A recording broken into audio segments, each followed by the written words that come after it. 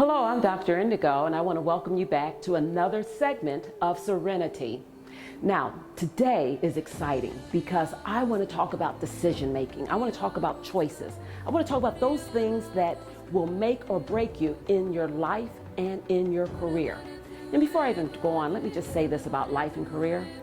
They're not separate, they're one. There is no such thing as life-work balance because that's a unicorn. There's only one thing, and that's life. And under life is work, career, friends, social, family, religion. All those things fall under one thing. But all those things require decisions. All those things are about choices. And this is what I want you to understand.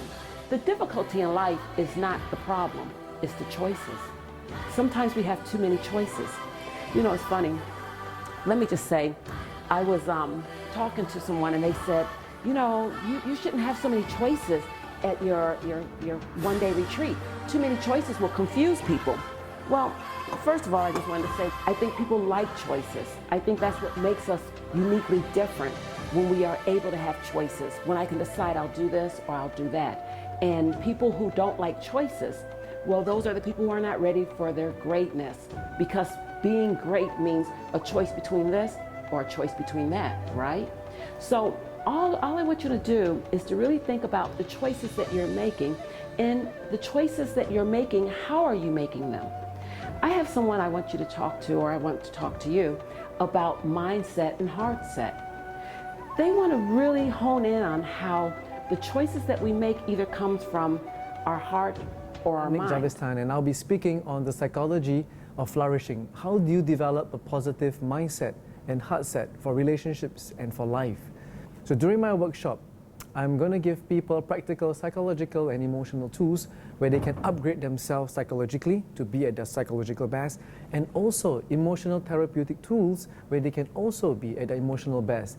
So if you have a positive mind psychology, we call it having a strong mindset. But I will also be speaking about heart set, which is how can you develop positive emotional resonance in your life so that you can live your life fueled by joy, love, and peace and courage. So one blockage that people have into stepping into the greatness is they never came to realize what their primary gifts in life were. There was a saying by a wise man who said that when you discover your gift, you discover your axis of existence. So sometimes people go around not knowing and discovering what their gifts are, and the gifts can only be discovered when you step outside of your comfort zone and you live in what we call the courage zone. When you do that, you can truly step into your greatness. The concept is very similar to what the Japanese call your ikigai. Ikigai meaning a reason for being, where you know that you know what you're good at, what you have mastery over, you know what has meaning for you, what is passionate about, and you know what is your mission in life. When you can combine what is meaningful for you, what you're good at, and what the world needs, that is what it means to be truly to step into your greatness. If you're listening to this, if you're watching this, and you feel and you know that there have been signs in your life that is pointing you towards something else, is there something more? And also maybe that's you. Maybe this is your time to say yes, because most people have the same thoughts every year. 95% of our thoughts and behavior are the same, which means people never grow, people never change. But if you're not one of those, and if you want to truly live a flourishing and whole life, and to live a deeper potential in your life, saying yes to this is saying yes to life.